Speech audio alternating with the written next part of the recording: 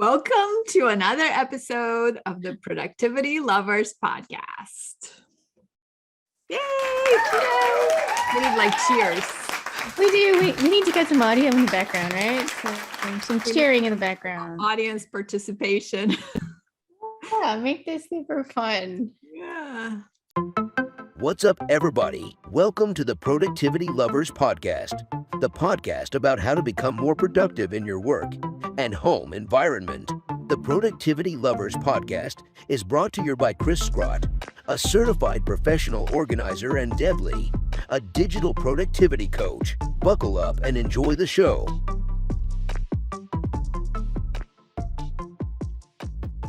How you doing, Deb? I'm doing well. Not very patient today, as you know. No. Why are you not patient today? What's happening? Well, all right. So in general, I need to work on my patience. So let me just be transparent about that. But today, before this recording, I noticed that my Zoom needed to be updated. So I'm like, no, easy peasy. Let's do that. Yeah, won't take time at all. It won't. Well, I mean, why would it, right? And it didn't, except my computer also needed updating. And I didn't realize that. So I rebooted and it took forever. And so I was a little annoyed by that. So it kind of put me in a mood. But it's okay. Are you in a poopy mood?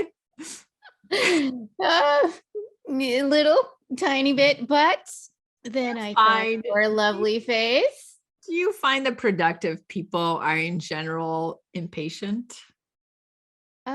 I think I want to say yes to that, only because we want to get it done. We are driven to the completion point, to getting the thing, to getting to that milestone, to closing the chapter, to yay, we did it. So I would say yes to that.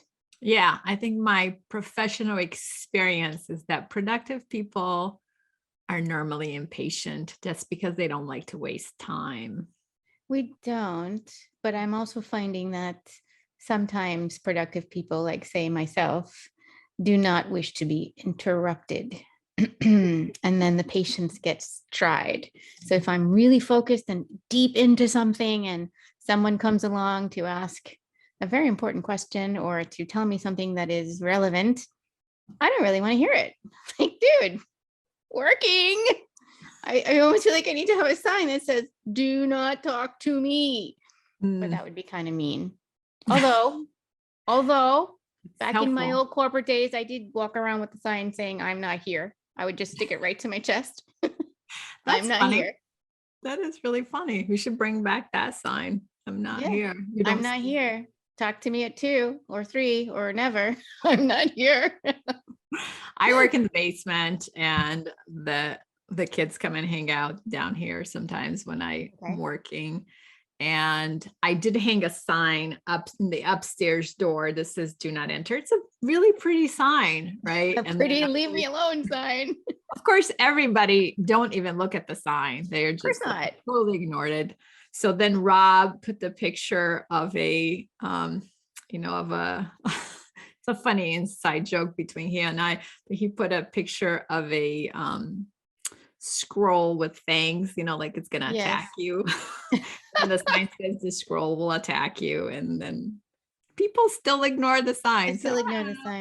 I think it depends on who you're putting the sign for to see how it works.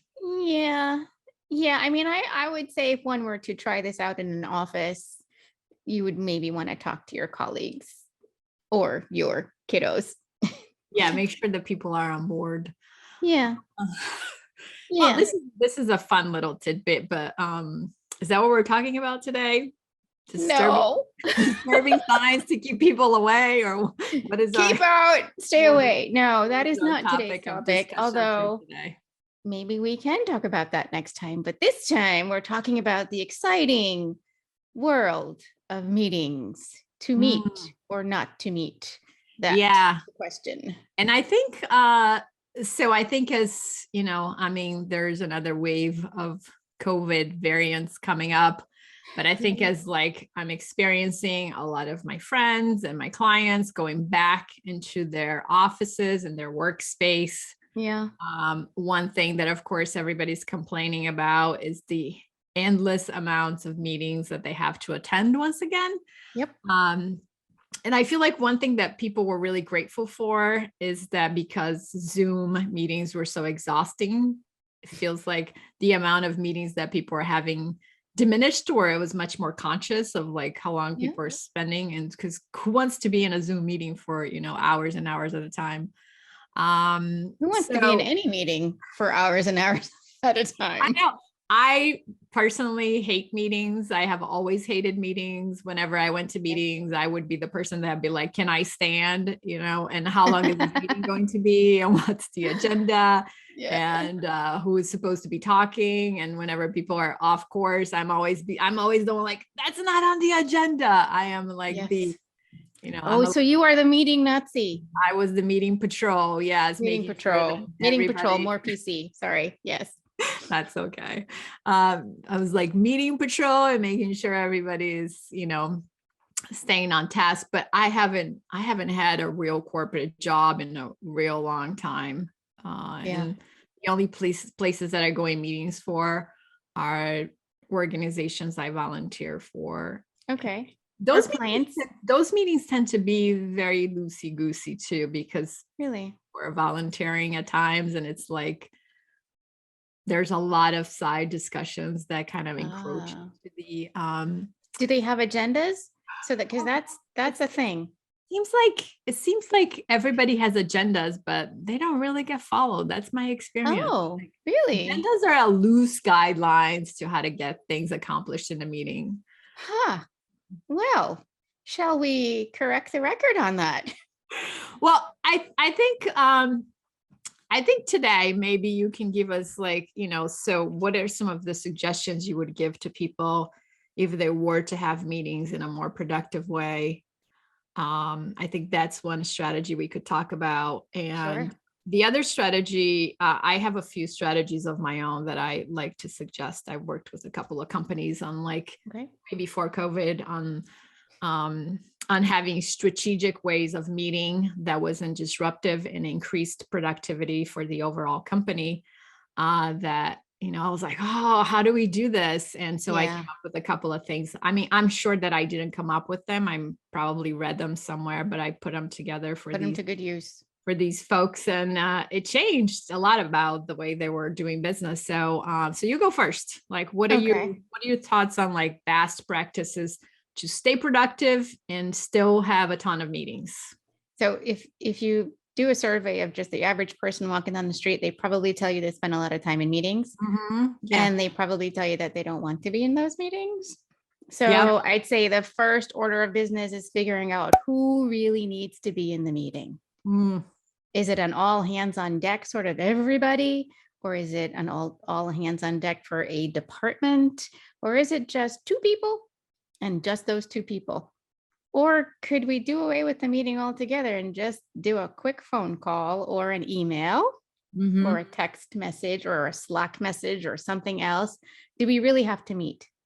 And if the answer is yes, who are the key people? Is it a project-based sort of attendee roster? Who should be in that meeting? And yes, please have an agenda that you stick to. The agenda will give you a couple of things. What you will be talking about, the time you start, the time you end, and please start and end on time would be my suggestion. And then some action items at the end of that meeting. Ideally, there should be a note taker, I think. One person who agrees to write down all the things that were said, and then they should be shared where someone or all of the attendees can find them easily. So some kind of cloud location, very clear where they're going to be located and who is going to do what by when. So those are, to me, just some of the basics and the beginnings of let's have a meeting. Do you really, you know what I mean? So just some of the things to think about ahead of time. No, I totally agree with that, because I think it's so easy to just gather a whole bunch of people and half of the people are disinterested in the meeting because they're like, why am I here? This is not even relevant to me. I remember, I mean, I haven't had a real big corporate job since like the 1990s. Well, we used to be in board meetings together, you and I. Yeah, but that was like very specific. Like, the board meetings we had were the board members and like the people needed to be there were there, right? There wasn't a whole lot of people that we gather around and said like, oh, come to the meeting, like, because when you work in corporate, it happens a lot. They'll be like, oh, we're going to have an impromptu marketing meeting about this thing. Why don't you come? We want to know your opinion. And then you're like, no, I don't want to go to that meeting because it's not relevant to me. Even though you want to pick my brain. But you can ask that though, right?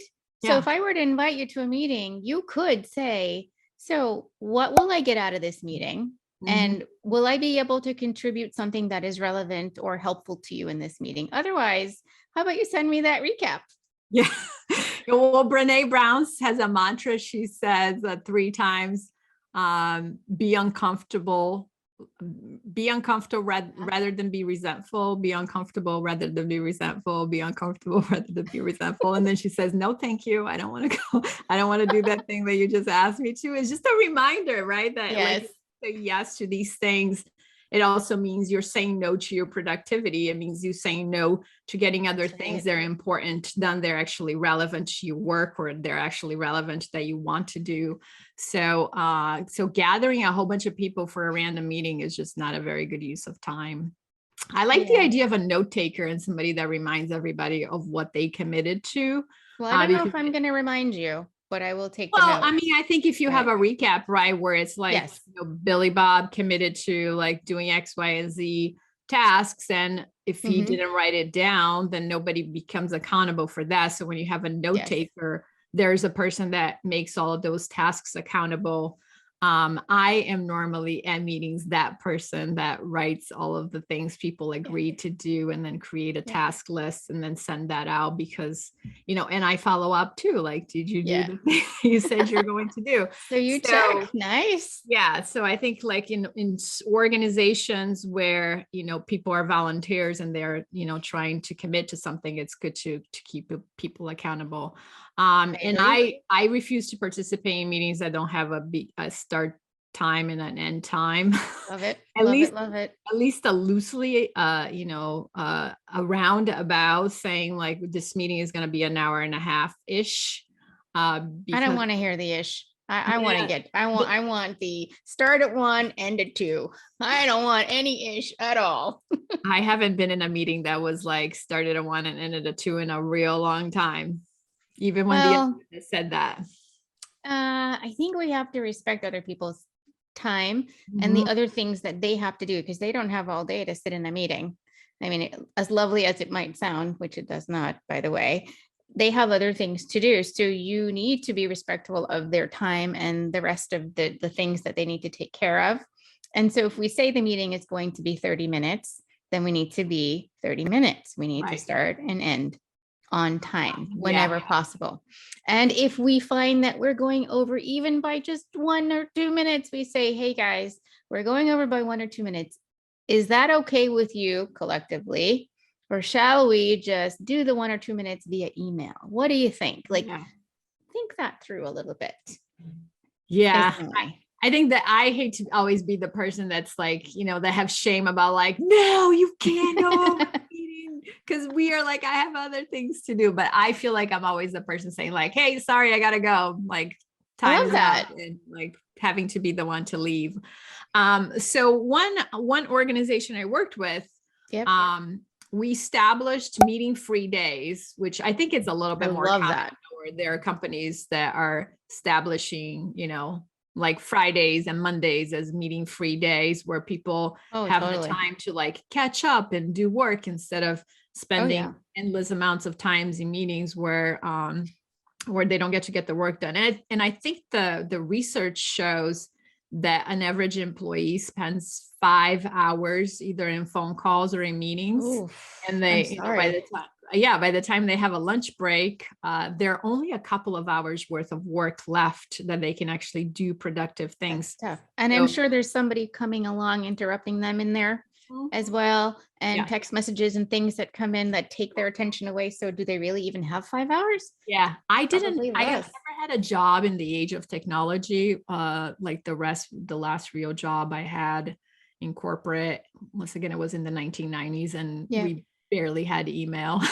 There wasn't like all of this disruption. So I always wonder how people get any work done. Especially if you work in a cubicle and right? somebody's walking by, right? All the time. Yeah. Yeah. I did work in a cubicle and it was pretty disruptive. So I went to work super early. I was there at like 6:30 in the morning. Wow. And by the time like 9:30 came around, where the majority of the people came to work, I had already accomplished pretty much all of the work that I needed to have done. So it felt good to like not be behind. But I'm an early riser, which meant that I had to get up at like ungodly hour in the morning.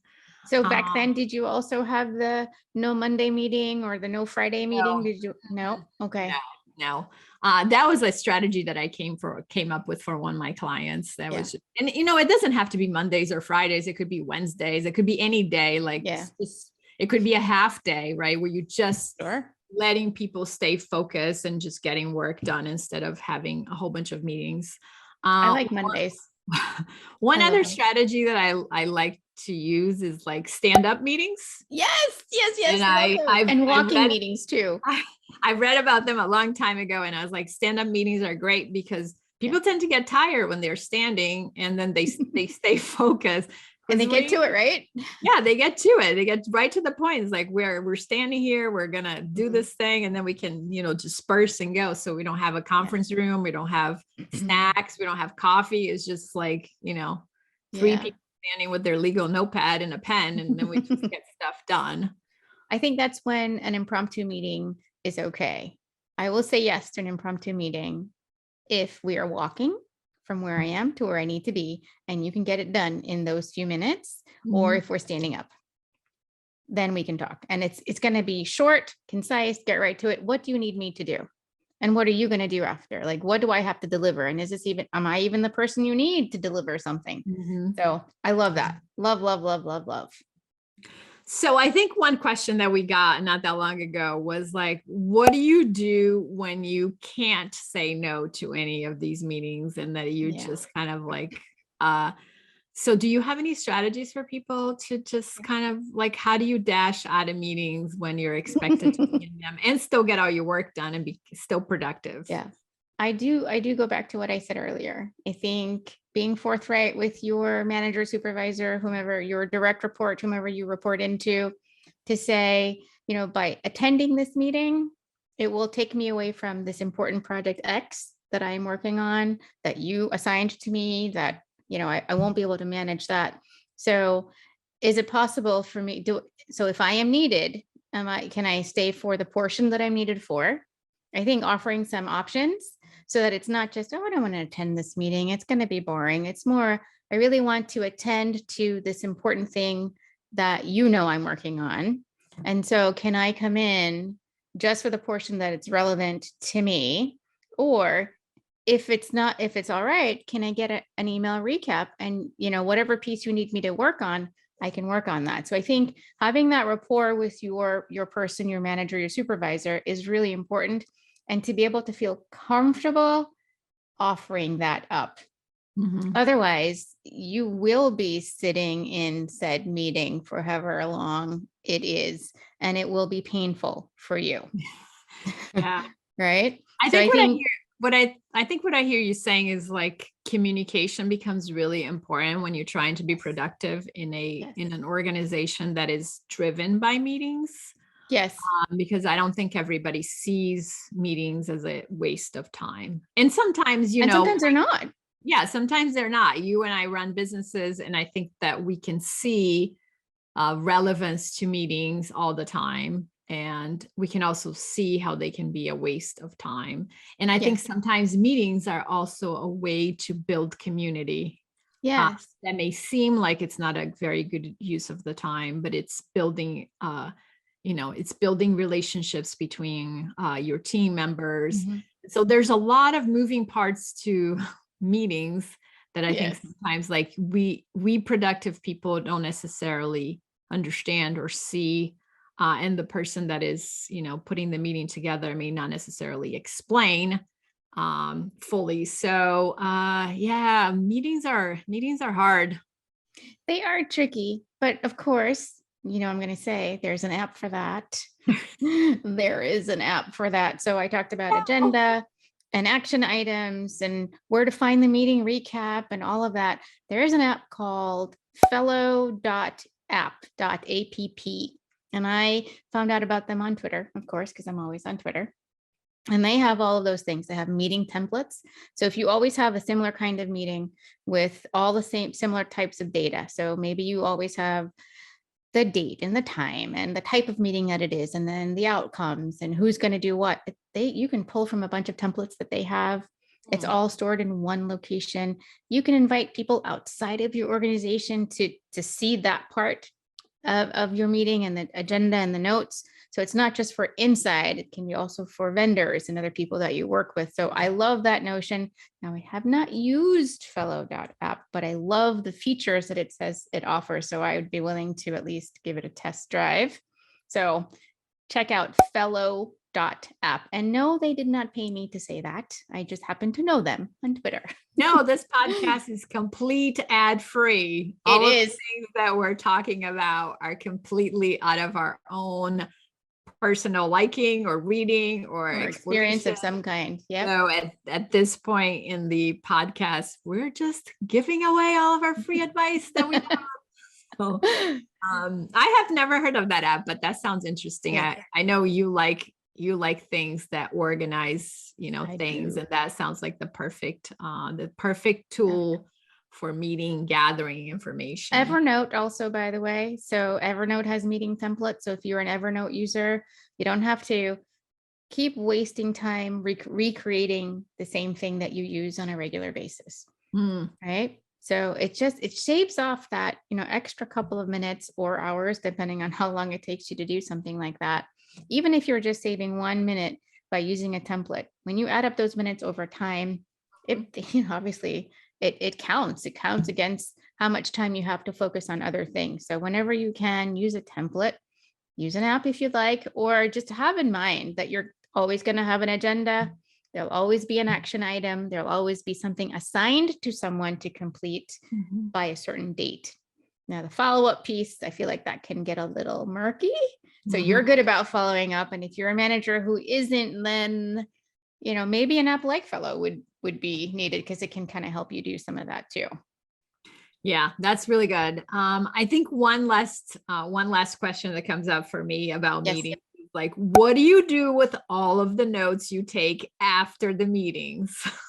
Well, I'll tell you what I do with the notes after our meetings. I take a picture of them and I upload them to a note inside of Evernote. I have a notebook for productivity lovers, and in there I have the name of our meeting, as well as underscore with the date, and I put them in there all the time, just like that. And then after a few weeks, I say goodbye to the paper. That is a little harder for me to do, but I don't like paper. I just always think, well, what if Evernote it kind of goes away, or something happens to Evernote, then I won't have my paper. But honestly, how long has it been since I've been using Evernote? It hasn't gone away. Yeah. So I'm going anywhere. I'm thinking it's okay. Plus the truth is I think it's like the 80-20 rule here, right? 80% of your notes are going to be completely useless, and 20% of it may have some relevancy that may be useful at some point. But honestly, how many times have I gone back to review our meeting notes? A couple times. Oh, you have? Yeah. A couple times. But if I didn't have them, it's okay, because I still have access to you. That is true. You can always I have a backup. We still have memories. Like, what was still have memories discussed, and what did I agree to do? I don't know. So, I mean, obviously do what you need to do. I know, I'm sure certain industries require you to keep certain things for a length of time. Yep. Meeting notes may not fall under that category of things to keep for a really long time, but you can just snap a picture or scan it and upload it to a meetings folder. Yeah. Unless you work for the president and all of your notes have to be kept. Well, there's that. Yeah. There's that. Then there are different rules for that. I'm using an app that is totally free right now. It's called Adobe Scan. Yes. And it's super easy to use. Like, you just snap a couple of pictures, it converts it to a PDF, and then you can send it to people via email, text message. You can upload it to several apps like Google Drive and Dropbox and Evernote. And there's probably like 12 different other options of things you can do with it. And it's super easy. I tend to just upload that stuff to my Dropbox because it's easy for me to find. It's easy to do. Yep, easy to do. I like scannable. I do get rid of the paper right away. You do immediately? Yeah, I don't have any problems getting rid of it. I aspire to be more like you. But that's because I do have, so in my Adobe app, in the homepage, there are all of the scans that I have ever done, and they are just stored there. So that stuff is stored in my phone. It feels like forever. So I feel like I already have a backup plan to the back. Good. Yeah, I like using Scannable, which connects to Evernote. So it's by Evernote, so it makes sense, right? So I scan it and I send it to the appropriate note or notebook, and then I'm done. Yeah, I'm done. I just have to work harder at letting go of the paper. I think I do have. So I do take notes during a meeting as a way to stay focused. Yes. A lot of the notes I take are just kind of not legible at all. I'm always like, what was I saying here? What did I write down? Because there'll be just random words or random things that just kind of the person has said and I wrote it down. Yes. So in my notes, my handwriting is terrible. So a lot of the times I can't even read what I wrote. That's it. No point in holding on to that. But what I do during meetings is I have a separate page just for my tasks or ideas or things or questions or things that came up. It's just like a very actionable page that I keep independent from my notes. So if I scan my notes, they're not really legible and completely useless.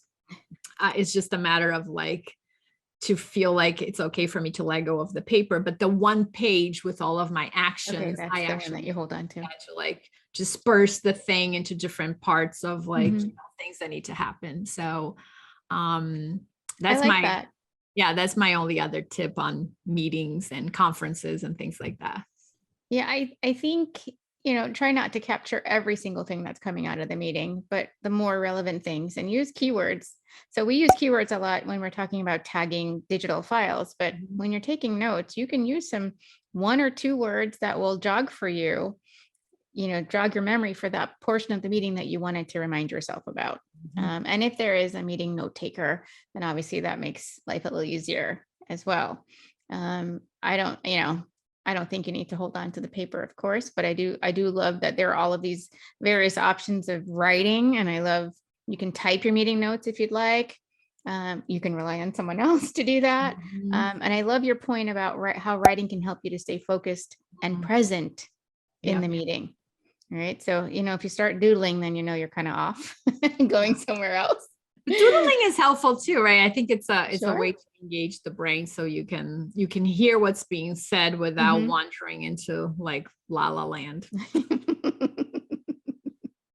I know nobody out there listening is wandering off into la la land, right? You may be wandering off into la la land right now. I know. Okay, so some maybe I didn't write the stuff down, didn't take any notes, so maybe recapping some of our tips for today was maybe have some stand-up meetings, stand up or walking meetings. Yes. Have an agenda, action items with deadlines, who will do what, maybe have a note taker, store your notes in the same location. If you're a team, put them all in the same location that everybody has access to. That would help. And a few apps like Evernote or Fellow.app can help. You have a scanning app. Remind me, Adobe Scan is your app that you like to scan your notes. You can use Scannable. Let me see. Did I get everything? Oh, what we didn't mention when we were on the board together. While in the meeting, we used Robert's rules. Do you remember? We did, yeah. That was pretty strict. We'll put a link to Robert's rules in the show notes for today. But Robert's rules is really intended to keep everybody focused and on track and not going off onto a million different tangents. Yeah, I haven't read Robert's Rules in a real long time. Like I know. 10 years. But I wonder how that would be relevant to just like corporate meetings. Well, I mean, I think we could probably pull pieces of it. Part of it is not talking over each other and making sure that one thought has been completed before the next one starts. And maybe saying something relevant versus just saying something to say something. So if you're going to say something that's in agreement with someone else, you really have to say it. You know what I mean? So I think there are certain pieces of it that we could probably use in a corporate world or in a small team environment. So we'll put a link to Robert's Rules.